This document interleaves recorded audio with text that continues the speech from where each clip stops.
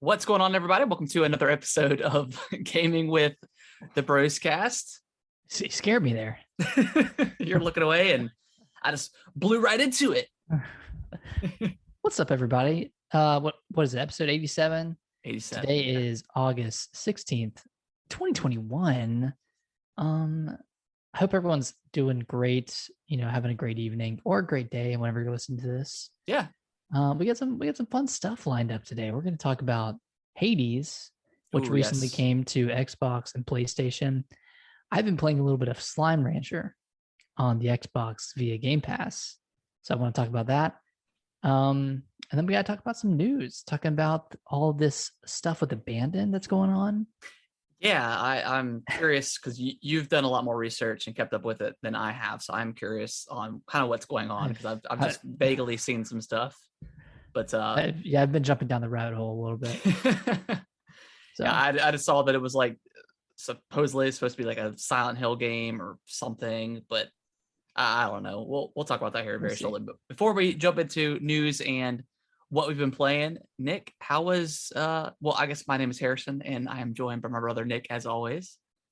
So Nick, how was your week this week? It was good, man. Just a lot of unpacking last week because we moved in last weekend. So I did a lot of that, and then in my free time spent a lot of time at the skate park and played some video games.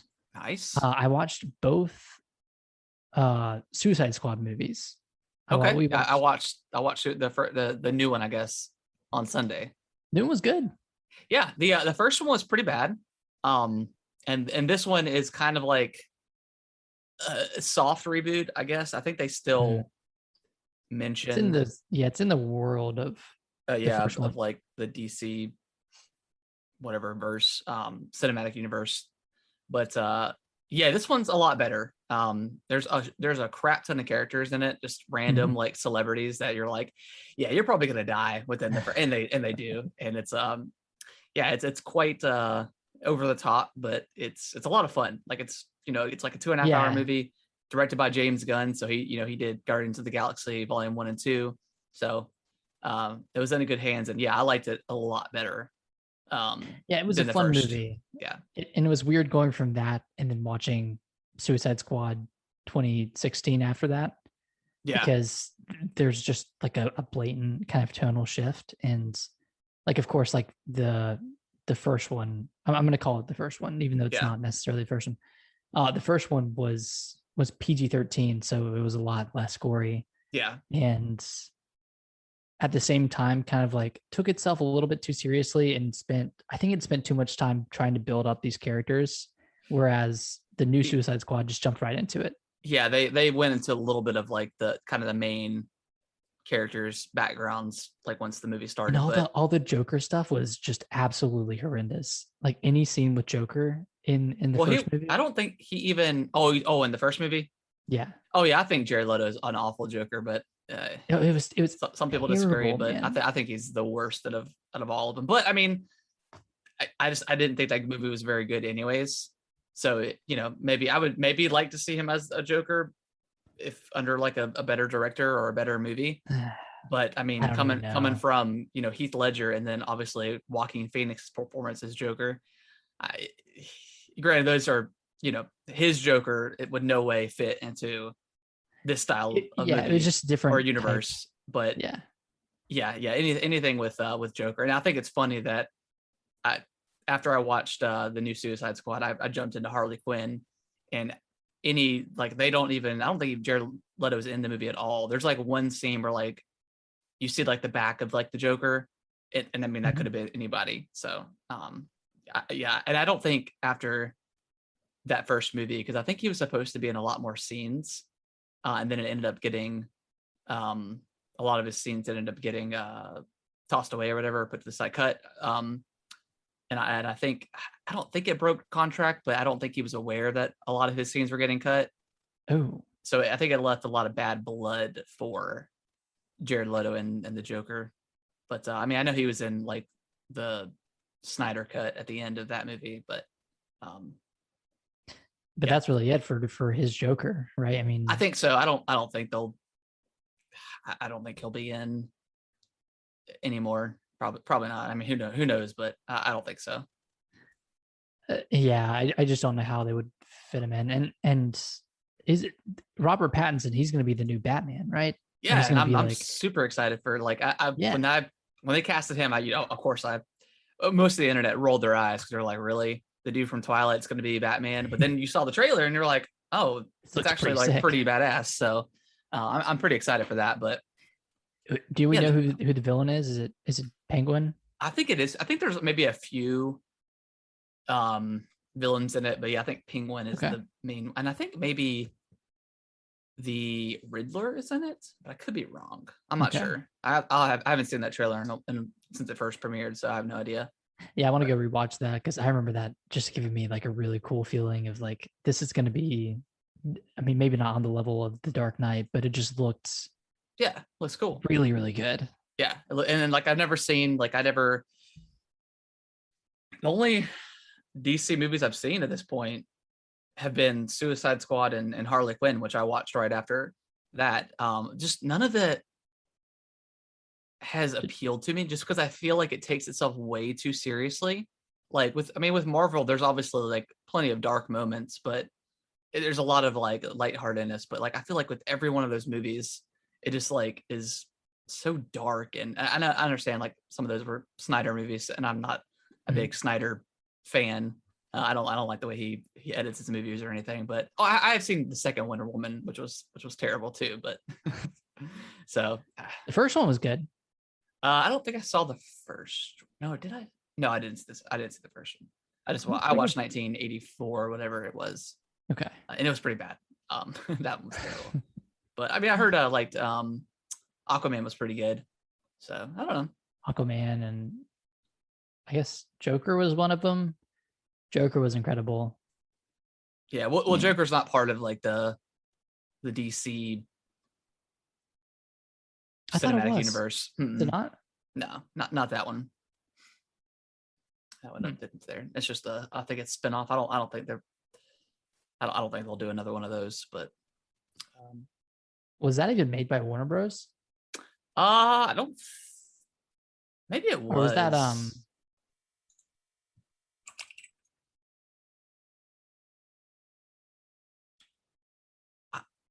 Well, I think Warner Brothers has the rights to make. Oh, no, it was done by Warner. It was done by Warner. Okay. Yeah. But yeah, it wasn't in like the cinematic universe or whatever, the DC cinematic universe. Gotcha. Which is fine. Totally okay with that. But yeah, I really liked the new Suicide Squad. I thought it was like it had plenty of funny moments. Like John Cena is just he's hilarious, dude. His character was so like just so funny, man. Just so satirical. I always laugh whenever I see John Cena in like a polo and like shorts because he just looks weird. Like he just looks like he's just too big for clothes in general. Like there's nothing that fits him right. So that's always funny. But yeah, that movie I thought it was pretty good. A lot of great characters. Yeah. Na'Way for the win, though. Oh yeah, Na'Way for the win. The King Shark, or whatever. King Shark, yeah, he was great. He was wonderful. Yeah, nom. But how's your week? It was good. Same old. Just played some video games here and there. Been playing a lot of Captain Toad with Kellen. We actually just got to the Mario Odyssey stuff today. Oh, nice. But I've had enough of that game for today. But yeah, it was. You haven't played any of the Odyssey levels yet? I watched him play a couple of levels, but that's about it. Okay. But yeah, I mean, another solid week. We took the kids bowling on Friday, which was fun. Which was weird because we were the only people there. There's a family of like 3, I think, eating, and I was like, are y'all really eating in a bowling alley without bowl? But then they ended up bowling. Like they were just, I guess, waiting or something. I don't know. Maybe they had some banging burgers. I don't know. I don't think I've ever eaten that bowling alley before, but that was fun. Kellen made it about a game and a quarter, which was more than we thought. We thought he would barely make it through one, but he he liked it. We gave him like a 6-pound ball that, I mean, I sent you the videos and stuff, but he's doing great. Yeah, it was, he had a lot of fun. But other than that, just kind of a typical work week, all that good stuff. Nice. Yeah. Well, you want to jump into some gaming? Let's jump into some games. I think, should we start with Hades? That's the one we've both been playing. Yeah, we can start with Hades. Okay. So I guess for background, I picked this up on the Switch last year. I never beat it, but I loved what I played. I probably tried, 20 something runs, and I just put it down for whatever reason. And then when it came to Xbox and PlayStation 5, I picked it back up on the Switch, and I've been playing it. I've made it one boss farther than I had previously, so I've made some progress. Been kind of leveling things up and progressing my character. But Harrison, this is the first time you've played Hades, and you downloaded it via Gamepass. So how are you liking it? Yeah, so I mean, I heard, like, especially like the Giant Bomb and stuff, just like raving over this game, and then it won like so many Game of the Year awards when it came out in 2019. 2020. Was it 2020? Mm-hmm. Okay. So full release. Yeah, I'm not a huge like roguelike fan. I generally don't like, I'll play a few, but like most of them, to me, like I feel like I'm not progressing or doing anything. But this game, the way it looks gorgeous. Like, it's like 3D models, but like a kind of like an isometric view of it. It's super nice. The gameplay is super fluid. It does one of the things I like in games where you can like touch enemies, but you don't get hurt, which I love that about this game. And you can also like parry a lot of their fireballs or whatever their projectile moves. So you can parry a lot of those. But yeah, I played like the first couple of times and died and came back to like the main hub and was just like, yeah, this game is for me. I like it a lot. Yeah, what are your, I mean, you're picking it back up. You already played it. What are your kind of thoughts that you're remembering about it?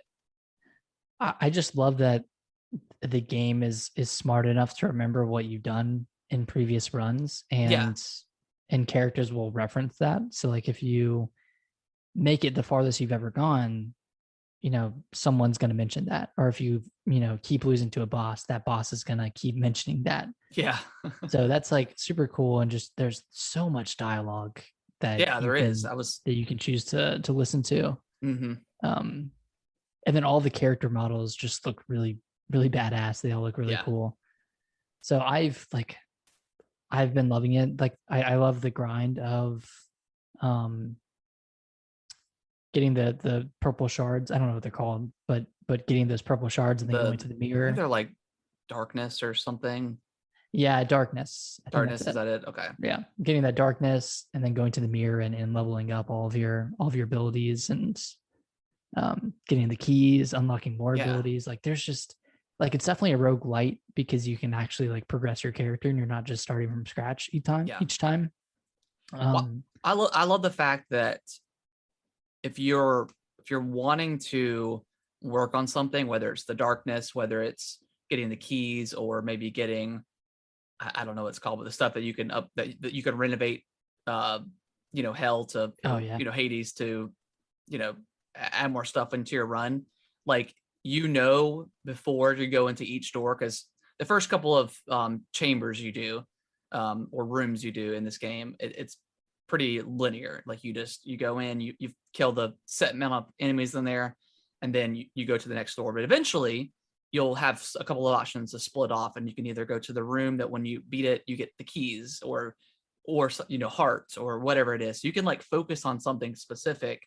And that way, if you're like, even if I don't make it very far in this run, I'm getting these items that I need to then go to the mirror and upgrade my your stuff, or upgrade a new weapon, or whatever it is. So like every run feels important, and that's the key difference for me in this type of game than others that I've played and not have liked. So I hope, and I know there are some roguelites out there that do that, but I haven't felt it more from this kind of game than ever before, which is super nice. this one's probably like out of the roguelites that I've played, this is the one with the most progression, because you have, I have my list up. You have the darkness that you collect. You have gemstones. That's what you use for the renovations. Yep. Okay. You have the keys.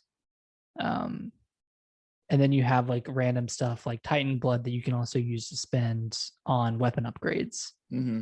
And then, you were saying this earlier, but you can go into these rooms, you can get hearts, you can get boons from gods and goddesses, which kind of give you power-ups during your run, and those don't carry over. No. And then there's just regular currency that you can spend in your run on like health upgrades or any other upgrades like that. So like there's just so much to focus on. And you're right, like each run, like you're progressing regardless, because you're bound to make it through at least 5 rooms in your first run, and that alone is going to get you some good stuff. And then you'll eventually get to a point where you're beating the first boss every time, you're beating the second boss every time, and you'll get diamonds, and you can use that to purchase new things. And it's just such a good game, like in all aspects, in the dialogue, the story, the repetition, the progression, like it all just kind of culminates together into this fantastic game. Yeah, and I definitely like we said, it's on Game Pass, so it's free for people that pay for that service. But this is like the perfect Switch game, because like it's literally like just kind of pick up and go, do a couple quick runs, like especially if you commute to work or something, like you can do a couple of like nice runs and then put it down, or just suspend the game on the Switch. But I could definitely see if I had played this back in 2020, that this would definitely be on my top 10 list for sure, probably top 5 so far. But yeah, it's quite good. I'm really, really enjoying it so far. Yeah, I'm interested to see like if you like it more or less after like getting farther in the game, because you said you've made it past the first boss and you've made it a good amount of the way through the second area, but you haven't made it to the second boss yet. Right. Yeah. I don't think the second boss is like, once you get it down, I don't think it's any harder than the first one necessarily, but the third area is pretty difficult. Yeah. And I've gotten to a point, like just in my progression with my character, that I can most of the time make it through that third area, get to the third boss, but I've only beaten the third boss like only one time. Okay. And then I've gotten to the final area and died there. So is there 3 areas or 4? There's 3 big areas, and then the 4th one is smaller, I think. Okay. But now I've gotten to a point where I have 3 revives. So I've kind of built up enough darkness where I can die 3 times and come back at half health. That's cool. And I think there's a flip side to that, where you can choose to have that where you just have 3 lives throughout the whole run, or you can have it where each chamber, so each room, you can die once and come back with 30% health. Yeah. So that would be good for like. Yeah, it gives you a lot of options to play with. Yeah. And then you can turn on God mode, which permanently increases your attack power and defense every single run. So it doesn't make the game like it's not like you're breaking the game or making it too easy. You're just allowing your character to progress in their stats every run, which is cool. Cool. Yeah, it's quite good. I am this may be one of those games where I just play like 30 minutes a day or something, or maybe a little longer, just depending on how much time I've got. But I mean, like I mentioned at the top of the show, I think before we started recording, I played a couple of rounds, and then just I was like, oh, I got a new weapon, or I'm gonna do one more, and then that turns into like 5 or 6 more runs. So it's like it's fun. It's a lot of fun, and there's so much like world building going on around you. And there's so much dialogue. There's you can give gifts to like each character you see, and get like a special equip that you can that does stats, and then they're depending on what that item does, like if you carry it through like 20 encounters or something, it upgrades. So there's so much stuff to do in this game. So much stuff to do other than just focusing on just see how far you can go. So, did you ever play Dead Cells? I did, and that's one game that I want to go back to. I think maybe after this I'll pick it up again or something. But I think I ended up getting past like that first boss, and then I can't quite remember.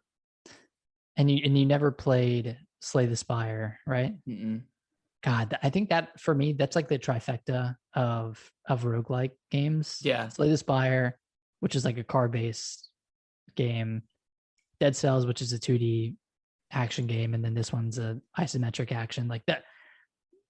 And I haven't played a ton of roguelites or roguelikes throughout my day, but those three are just, I feel like those are top tier.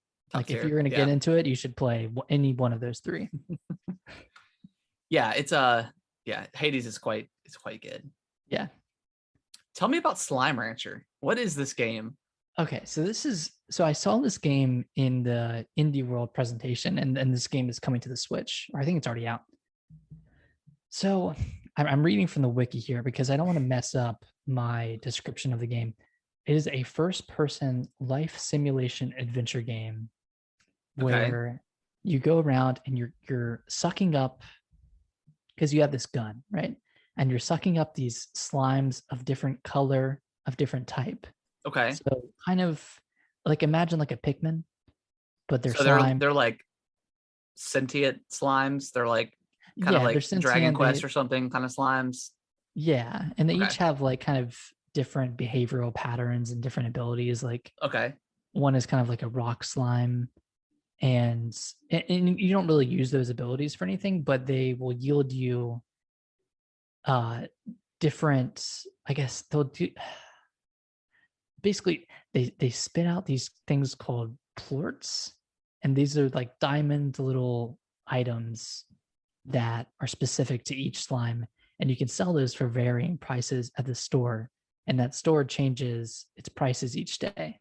So you'll have these plorts from a pink slime, you'll have plorts from a rock slime, from a rad slime, and those will all go for varying prices.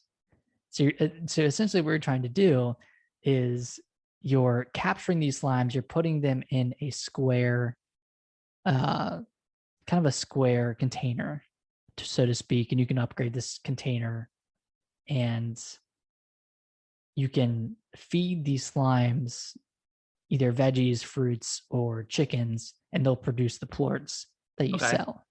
Okay. And then you use that money to spend on more of these little, oh my God, I can't even think of the, I'm trying to explain it. It's really weird.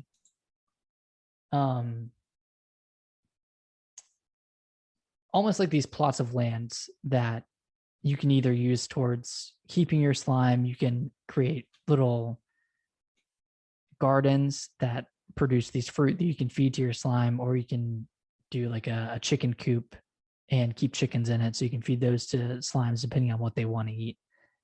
And then you have like auto feeders that you can just throw food into and it'll automatically feed them throughout the day. You have auto plort collectors, so you don't have to go in there and manually collect the plort. All of these you have to spend money on, of course. Right. So it's typical like Stardew Valley, Harvest Moon kind of mechanics where it starts you off and then you kind of feel the rewards of your hard work by not doing hard work. Exactly. And then you adventure throughout the world and you find these big slimes that you feed a bunch of stuff into, and they'll maybe throw out a key or something, and you can use that key to unlock a different part of the world, and there you'll find different slime, and their plorts will be worth more money. So you want to, kind of harvest those and bring them back and create a plot of land for them. And then you kind of go through that cycle with these more and more kind of expensive plorts. But the catch is, if you sell, let's say you sell 100 rock plorts in a day, that next day, the value of that rock plort is going to decrease. Right. So what you need to do is kind of cycle out what you're selling. You want to sell, 100 pink plort this day, and then the next day you sell some rock plorts, and then maybe after a couple of days, the prices of the pink plort will go back up and you'll sell those. So it's kind of it's the supply and demand system that absolutely reeled me in. And I had the week off last week. Each day I probably spent half the day playing this game. And just so how many hours do you put into this thing? I probably put 20 hours into it. Oh my God. Yeah. And I'm getting close to what I believe is the end of the game because I've found most of the slime variants. Okay. And I think I've unlocked most of the areas of the world. So I'm getting pretty close. I mean, the game never truly ends because of course. That's capitalism. But it's really fun. If you're like a fan of Animal Crossing or of Stardew Valley, and I'm not even a huge fan of those games. Yeah. But just like the kind of reward system of, figuring out the most efficient way to collect these plorts and sell them. You're going from making maybe $500 a day to making $10,000 a day. And now I have more money than I know what to do with. And I'm like, now I'm at a point where I'm just exploring, trying to find all these different types of slimes. So trying to collect the last ones you don't have. Yeah. And then there's like another in-game thing where you unlock this lab and you can start kind of almost auto farming stuff. Like you can create like this robot that will do all of like the monotonous farming stuff for you. So it's basically a game that you want to make play itself. Okay. And that's Slime Rancher. Let me tell you about Wiz Khalifa's weed farm for a minute. Yeah, it sounds like my type of game because I love Harvest Moon and Stardew Valley. So I might have to try it. I went in not knowing anything about it, and within probably an hour, I was pretty hooked. Okay. So it really doesn't take that long to learn, and I don't know. It's pretty like immediately rewarding because you can see, the wheels kind of turning in the game. You're like, okay, I understand what I'm supposed to do here. Okay. So I'd recommend it. It's on Game Pass. I think it's $25 on Switch.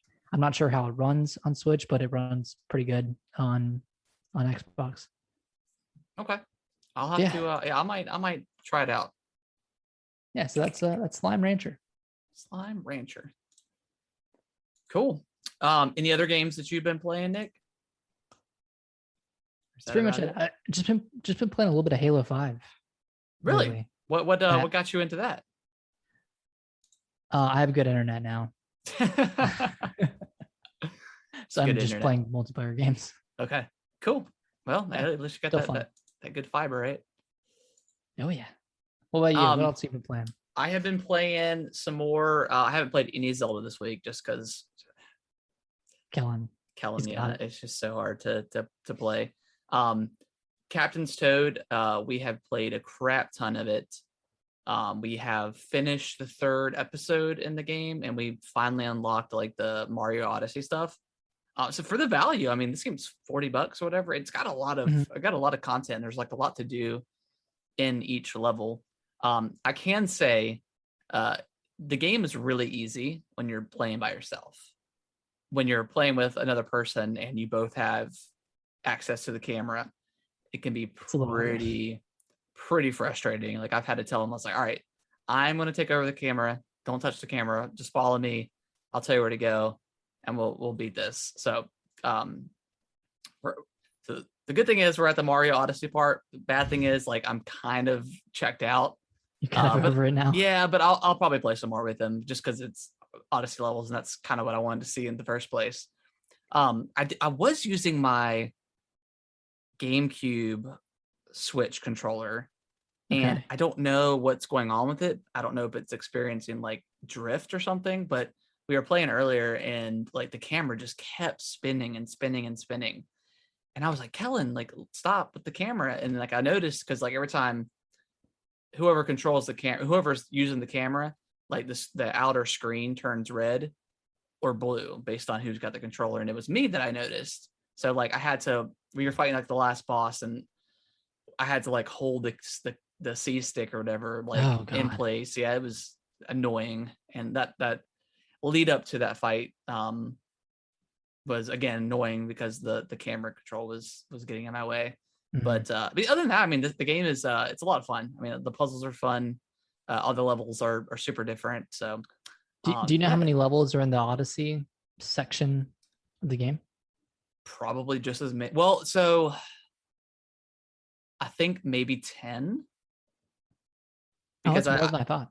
Because I did see, because everything's pretty much well, not everything, but maybe half the book, because it's like another book that opens, but they kind of remix some of the levels. So like there's a level called like Toad Brigade or whatever. I think it's like the second or third level, but it's the same level, except this time you have to find all the toads in the level and then have them follow you to the end without dying or getting hit. So it like adds like a little bit of challenge to it. You don't have to get the gems anything anymore. And I don't think there's any other like hidden quest, whatever you want to call it, to do. Oh, the challenges. Yeah, the challenges. So you just have to use get the toads and bring them to the end. So yeah, it's kind of like an extra bonus. There's a lot to this game, and it's also got VR too for Labo. So I don't know how that works. Why not? Why not, right? But yeah, it's quite good. A little frustrating with the camera thing, but it is what it is. It's still a lot of fun. He has moved. Well, he's not moved on, but he started watching like Yoshi's Crafted World. So I downloaded the demo for him, and now he's like, all right, when are we gonna get this game? And I'm like, we gotta beat Captain's Code first, buddy, and then we'll bringing you dry with all these demos. I mean, yeah, which is, it's games that I've always wanted to play, but just never did. So I guess this is a reason to get them. But it's true. I kind of want Pikmin 3 next. I think that's. Did you never picked that up? No, I played the demo when it first came out, like for the Switch, and really liked it from what I played. But we'll see. I may pick that up at some point. Do you think Kellen would like that? He played the demo with me, and he liked it a lot. Okay. Nice. So that was a lot of fun. And then lastly, today I started downloading, because I've been wanting to play for a while, A Plague's Tale: Innocence. It's on Gamepass. I think the second one is getting ready to come out, I think this year. So I wanted to go ahead and play it because I heard it was like really good. So it takes place in like 1700 France, I think. And I'm not quite sure where the village is where you start, but basically like the premise is you start off, it's a daughter and her dad walking through the woods. They got a dog. They do a little bit of like, you got like a slingshot, and you do some slingshot mechanic stuff, and then like your dog runs off and you end up finding it, and it gets hurt, and you don't know why. You don't know what happens, and then you go back to town to tell the mom, I guess, whatever, and you find out that your brother has some sort of like illness, and at this point they haven't explained what it is, other than like it kind of hits him. It's not always there, but it kind of comes in waves, I guess. But it's not like a physical, like you don't see it like on his face or anything. So I don't know what kind of plague or whatever he has, or whatever sickness or powers. I'm thinking maybe it was what it's going to end up being. But a vampire? I have no idea. Well, no, not a vampire.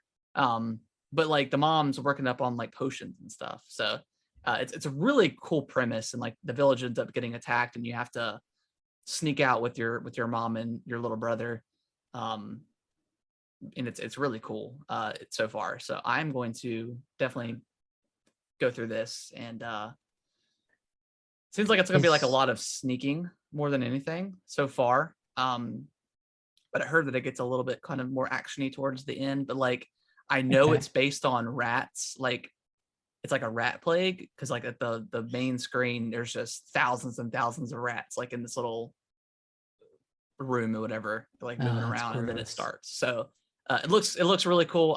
It's gorgeous. It's been, I think it's Series X optimized for it. Like the lighting is really nice. The characters models look pretty good. So yeah, looking forward to playing through this. I've been wanting to play for a few weeks now, and finally was like, let me just play like an hour before the podcast and get like my first impressions. And so far it's been good. I'll think this a shot, because I always thought this was like a visual novel. No, it's kind of like a Telltale game of sorts. I kind of thought that like I thought that, but no, it's a third person game with running, and I don't think there's going to be a ton of like unlockables, and there's no, from what I see, no RPG mechanics or anything like that, which is totally nice. Like I I love going through third person games every once in a while with no, deep layers, into the game. It's nice just to have like a nice story that you're going through, and like set pieces without, upgrading stuff. So it looks cool. Yeah. Does it kind of play like Hellblade in terms of not the combat, but just kind of like how you kind of move around the world, kind of that weight to your character? No, it's a lot looser than Hellblade is. Okay. I don't know quite how to describe it. I mean, you're not rolling around or anything, but and I don't know what kind of weapons you're going to get, but like the main part of the game was just sneaking around guards and picking up rocks and like distracting them with them, like throwing pots away from your area to walk around them. So I know there is some action to the game, but so far it's just been kind of stealth. But it's one of those stealth games where like you're totally walking past people and there's no way in real life that you wouldn't see them. So that kind of can take you out of it for a moment. But it's still pretty tense, Otherwise it would be like an impossible game to play. Exactly. It's not, I mean, it's not like deal breaking or anything, but I just did notice, I was like, dude, we're like a foot away from this guy. And like, they're talking too during the moments. They're like, shh, come this way or stay quiet. So it's weird, but it is what it is. But yeah, it's really cool so far. The atmosphere is nice. Lot to look forward to, I think, with this one. Okay, yeah, I'll have to check this one out. This looks really cool. I've always seen it on the storefront or on the Gamepass storefront. And I think it's like a 10-hour game or something like that, right around that. So that's like a perfect like experience. I did boot up Assassin's Creed because I've downloaded the 2 DLC things, and I think I did like some challenge arena or something, and then I think I was in the middle of working, so I was like, I'm gonna stop because it started getting pretty deep. So I'll probably end up playing that at some point. But yeah, okay. I'm gonna go. Yeah, you have to tell us about that. Yeah, I'm gonna go through that first. A Plague Tale, just because it seems like it's a pretty shorter game than some other stuff. The Assassin's Creed, where I'm 85 hours into the game. Yeah. Yeah, that's pretty much been it. That's what I've been rocking with. Nice. That was a Plague Tale Innocence. I think it's out on PS4 and Xbox One. Yeah, I don't know about Switch. I don't think it's on Switch. I don't think it's on Switch. But it's really pretty. Like the lighting is really nice. Nice. So, yeah, looking forward to playing that. All right, you ready to jump into some news? Let's about this whole abandoned thing. Yeah, let's talk about abandoned. I know very little about it. So Nick, I know you've done some research and fell into the rabbit hole a bit. So what's going on with abandoned? So why does it seem like it's abandoned? It honestly might be. And I'll give just a brief background of this game. So this was shown off in a PlayStation event as a PS5 exclusive. I think it was shown off like a few months ago, or maybe earlier this year. Might have been like the February or March state of play they had, right? No, it wasn't on that. Wasn't it like on their? Was it on the the initial PS5 reveal state of play? Or I want to say it was after that, but I can't. Okay. I don't know what other events there were. Well, because I know the one back in like February, they only had like 10 games, and I don't think that was a part of it. Mm-mm. I don't think it's been anything since. I don't know. Either way, I think there was like a smaller state of play of sorts in April or May that it was shown off in. But there's like a minute long trailer. They didn't really show much, just a person walking around the woods. And Harrison, we were talking about this earlier, but it kind of looked like random assets that they were pulling in. Yeah, it reminded me a lot of like Blair Witch a little bit, but exactly, but it looked better than Blair Witch. But like you said, it just looked like it was just random assets that anybody could have thrown together. Yeah. There was nothing else to it, right? There was no story stuff or nothing. It was just there was someone narrating, and okay. It didn't give away much, but at the end of the trailer, it showed the person walking around with a gun, and like the performance of the game itself looked pretty finicky. Yeah. In that trailer, like it looked either low frame rate or the walking was that realistic where it looked like an actual human was walking, and it had that lack of stability in the walk. Yeah, it's kind of hard to tell. So they kind of went silent, and this is Blue Box Studios. They kind of went silent and didn't show much, but they said that there was an interactive real-time experience app coming in like late June. And like a day before that app launches, they delay it to August and say, hey, it's coming out August 11th, whatever. And said that they needed more time to make the app better and to, fix some problems with the app or whatever. Yeah. So they go silent for a while, and then they start hyping up the launch of the real-time experience app and are saying it's going to be game changing and it's going to be so immersive and whatever. So the day that the app is supposed to come out, they said that they ran into some technical glitches that stopped their ability to roll out the app. And that same day they released like a teaser, like a 4-second teaser of just a person. It's just showing the bottom half of a person walking out of a room. Yeah. And they ended up delaying the release of the app for 3 days. 3 days after they said they were going to release it. And they didn't give any updates or any timeline of when the app was going to release. And it still hasn't, right? It did. So it did. Okay. They kind of released it and patched it. And they've been hyping this up for forever. But what they showed, the only thing that's available in the app is that, 4 or 5 second clip of that guy walking out of the room, which they had already shown earlier. Weird. So they were hyping all this up and there wasn't anything there. And at the same time, they've kind of been either alluding to it being a Silent Hill game or playing off of the hype of it potentially being a Silent Hill game. But it's also weird because, I mean, if you look at like one of the screenshots revealed, there's like a blurry face in the background and it looks like Solid Snake from Metal Gear. So like the marketing and like the stuff has just been so weird around this game. And then people started digging into the history of Blue Box. Yeah. And I think they formed in like 2015, but they've either attempted to or promised the release of a few different horror games throughout the past few years. And either they promised like a real-time experience app that never happened and then the game kind of fizzled out, or they released a game that was in a broken state.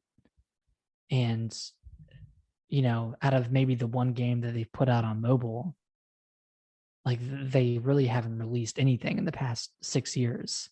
But all the games have kind of been in the horror genre. So people are saying that, this is a potential scam, trying to scam investors into funding these games that never actually end up happening, or that this is a long play from Kojima to release Silent Hill or to release, another Metal Gear game. So I don't know. It's hard to say scam because like it was on like Sony's like state of play. So like I don't think that it's nothing. But at the same time, it's like it's just like some weird like ARG style like marketing campaign for this game, but it doesn't seem like it's going in the right direction. But maybe this is the way they want it to go. Who knows? I mean, I have no idea. We'll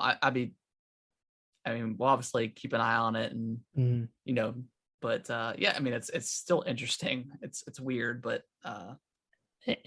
And lastly, like the guy, I guess the main creative head of Blue Box, his name's Hassan. He posted a couple of kind of cryptic videos talking about the game. And it was just like, his head against just this plain wall, you know, and people were saying, oh, you know, this is just this is CGI. This is an example of like the engine, of the in-game engine, and it's creating this like real looking person. And then this guy has his own Twitter account, and he's been tweeting about stuff, and you know, he's saying like, we're not associated with Kojima or Silent Hill at all, or Konami. But at the same time, like, PlayStation hasn't said anything about this game. You know, I feel like they would have kind of gone out, done some crowd control, but they really haven't said anything at all. So I don't know what's going on. Yeah, it's bizarre, but yeah, I'm curious to see what it turns into, because I mean, if it's something actually really cool. I mean, because like Bloober Team, I think they're the ones making the new Silent Hill, right? Like Konami gave them. That's the rumor, at least. Yeah. So who knows, man? Who knows what this is? For their sake, I really hope it's a Silent Hill game of sorts, because if not, then this game is just going to die from disappointment, unless it's something really cool. I mean, there's just so much kind of riding on this pure speculation of it being like a Kojima game, or like a Silent Hill game. So yeah, I mean, hopefully it's a cool, I mean, regardless if it's that or not. Yeah, I think you're right. If it's not that, which it's probably not, yeah, that kind of sucks for the developer. But I mean, they've been weird with their marketing. So I mean, you know, it's hard to, I mean, I'm looking at a picture right now, and it literally looks like Solid Snake, like with an eye patch. Like, that's just. And it has that text above, abandoned, blurred out. Yeah. And a lot of people were saying that it says, welcome to Silent Hill. They were kind of like fitting in the. Yeah, I could see just looking at it, but who knows? Who knows? I mean, it says the man with the eye patch is apparently abandoned an antagonist and meta human powered character. So, you know, that could be Silent Hill. That could be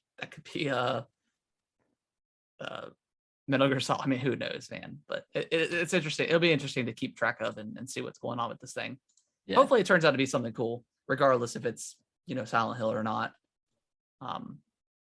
Hopefully, we'll it's just such weird marketing, and hopefully, it's not a game that doesn't actually come to fruition and just gets abandoned. But we'll see.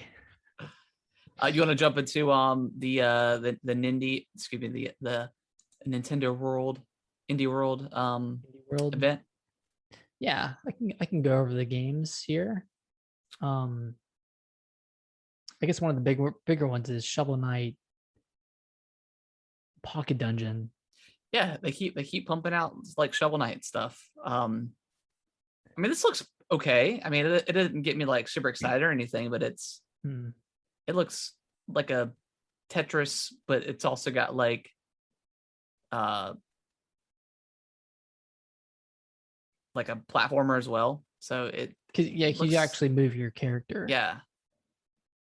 Maybe it's cool. I think it comes out December, or I think later. Okay. So it says this winter on the Nintendo website. So okay, I don't know if it has like a solid date yet, but a new night, a puzzle night, which, you know, I guess is fitting. So yeah, I mean, that looks cool. I'll definitely keep my eye on it, but it didn't grab me when I first saw it. No, and you know, it didn't grab me when it was initially revealed back, I think it was early 2020, because they showed off that and Shovel Knight Dig last year, and we haven't seen any more on that one. But yeah, I'll keep an eye on it, see if it see if the people like it. Yeah. What else we got? Tetris Effect and Metal Slug Tactics are both coming to Switch. Metal Slug Tactics, that was announced during kind of during E3, that time frame. Yeah. And then Tetris Effect, that's been out for a while on other consoles, but that's a great game. Yeah. You like Tetris? Yeah. More Tetris.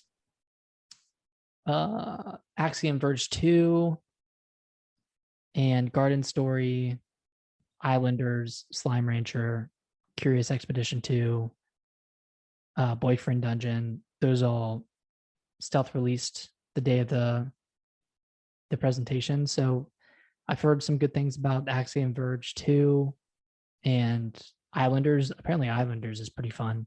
Yeah, I think it's $5 on the Switch. Yeah, so good price. Yeah. I don't like Axiom Verge, like it doesn't look very good, like art style wise. Yeah. I don't love the art style either, to be honest. It just looks very bland, and I don't know. It doesn't pop like I would want like a 16-bit style game to pop, It kind of looks like it's like a little like washed out. Yeah. You could go for some kind of outlines, I think. Just to kind of differentiate areas and differentiate platforms, but yeah, maybe I just need to play it. I kind of wish there was a demo so I could check it out, but yeah, same here. And then kind of last on the list, Eastward is that's what I'm working on month. right now. I was trying to refamiliarize myself with that. That's not this out one looks yet. good. Yeah, this one looks really cool.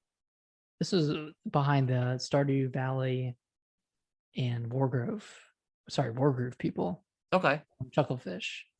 Cool. So yeah, they've got a lot of good games in their arsenal, and this one looks to be just that. Looks to be really good. So that's coming out next month on September 16th. And then this wasn't announced in the presentation, but Spelunky 1 and 2, those are coming out I think next week. Okay. I also was curious about like Far Changing Tides too. That looked pretty interesting. Oh yeah, that one looked really good. Like visually, that one looked pretty stunning. Quick. Yeah. Oh, it's coming to Xbox too. Come to Game Pass? Maybe. I don't know. Who knows? Yeah, it looks good. Yeah, Nintendo Switch, Xbox, PS4. I wonder when it comes out. Probably 2021. I don't know if it has a solid date yet, but yeah, some decent stuff. I mean, there were, obviously we would like some more Hollow Knight news or something like that, but I did not expect that. I don't think we'll see that there. I think it's too big. It's too big now. It'll be in like a regular direct. I think it'll be in a direct proper. Maybe with this rumored one coming out next month. Maybe it'll be there. I would love to have that game like in October or something, but who knows? Probably won't until 2022 for it. Yeah, at this point, like if they haven't, I don't even know if they'll do a stealth release at this point, just because. No, I don't think they will. It's so hyped up. Yeah, I don't think they will. And then last up, Pokemon Presents coming on August 18th. Yep. Which is Wednesday. Yeah. So they're going to show more of Pokemon Brilliant Diamond and Shining Pearl, as well as Pokemon Legends. Yes, that's the one. Yeah, that's the one I want to see. Yeah, that's the one. I am. The more just thinking about it since it was announced, I am optimistic for it, but I've got to see a lot of stuff. I want to see a bunch of differences than from like the regular Pokemon game. I just really want to see the performance improve from what we saw, because there were instances where Pokemon that were like probably 20 feet away were running at 2 frames a second. Yeah, and I hope they can iron those out. I mean, to be honest, and this might anger some people, but I don't have a lot of faith in Game Freak's ability to create a game that runs well. No, because they, even on the 3DS, like they struggled with turn-based, like it's a turn-based game, and they've struggled with the animations for those. So hopefully they can kind of, I wish they could like bring in like Monolith Soft or something, or someone like them to help out, kind of like Zelda did, or Nintendo did with Zelda. Yeah, we'll see. Hopefully it looks good. this is probably it for me with Pokemon. I mean, seriously, like I mean, like obviously we were, I'm contemplating on getting Shining Pearl or Brilliant Diamond. But I mean, like we said last week, like there's up until like Black and White, I think those are when those style of games were the absolute best. Now, of course, like every Pokemon game is good. But when they jump to like the more of like the 3D world and stuff like that, they just didn't do anything new with the game. Like Sword and Shield especially, like I was so done with that game.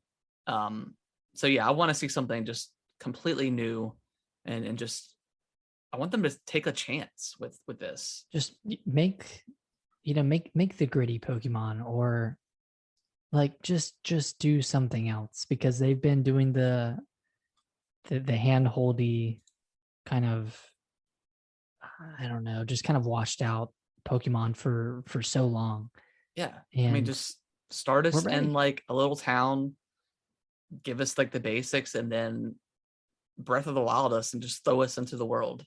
Like that's kind of what I want. Yeah. I just want just to explore. Like I don't need super hand-holdy kind of stuff, but we'll see. I mean, it probably won't be that.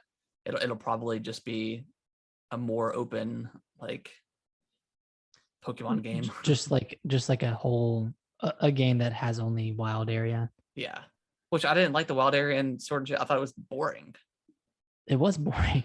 So there was nothing to do other than just catch Pokemon that were roaming around. But yeah, who knows? Do you think we'll see anything else? So is it just those two games that we're seeing, or do you think there'll be any surprises? That's all they said, and they didn't say that there was going to be like any additional news or anything like that. But I mean, I honestly don't know what else we could see. Like, it's not like they're going to announce a new Pokemon. Yeah, game. I mean I guess that does make sense. They wouldn't.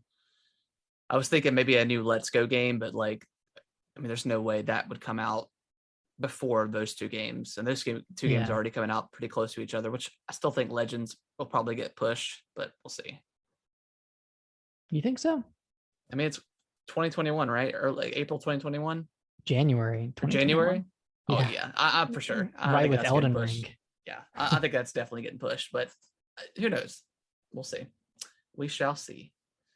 I hope it doesn't, but I feel like it would kind of live and die in January, like with Elden Ring coming out. Like, yeah, it's just I mean, it's two totally different like genres, but I don't know, man. I think Elden Ring, everything should just get out of the way of Elden Ring. Give that game like a month by itself, because that's all people are going to be talking about, I'm sure. Yeah, definitely. But that is going to wrap up the news this week, and also it's going to wrap up the show. What? No. I appreciate everyone that's been watching live. We are so close to getting affiliate, so we definitely appreciate everyone that has been catching us live. Nick, where can they follow us on Twitter? They can follow us at Gaming WT Bros on Twitter. Feel free to tweet us any questions or DM us any questions you want us to answer during the show, and we will. We tweet about a lot of news that comes through on there, so just kind of be on the lookout for that. And check out our streams if we ever go live on Twitch, because we might have the stream every now and then. Just playing some games. Yeah, we have been streaming a lot more with kind of some random games here and there, and then also we've got a ton of backlog of episodes. So if you ever want to go back and listen to those and see how wrong we are on our guess the predictions and stuff like that, that's always fun to do. And we are getting so close to our 100th episode. That will be hitting sometime this year. I think a couple of days before your birthday, Nick, is what we estimated. If we don't miss a week, it'll be. So that'll be in November. So we'll definitely plan on doing something big. Nick, I am proposing. I know I had mentioned top 100. That's a little bit too much. let's do like top 20 of our favorite games. Top 20? Top 20 or top 25. Okay. Favorite games of all time. I think we could do that. That's I can do that. I can nail it down. I can make it top 20. Yeah. We'll do top 20. Yeah, I think that'd be good. It'd be fun. For every game that we have in common, we'll take a drink. But it'll probably be a lot. Other drinks. Yeah, we'll probably try to do something fun too, like on the 100th episode, whether it's, maybe we do it like on a different day, or we, do it like on a weekend or something, maybe, stream for like an hour or so and, chill out, have some drinks with you guys and, just talk about some gaming. Yeah, man. We'll figure it out. We got a little bit of time, but we'll let y'all know on Twitter though. So, yeah. We'll let you know on Twitter. Us there. Yep. So catch us on the old Twitter. But yeah, that's going to do the show, guys. We will see y'all next Monday. Bye-bye. Bye-bye.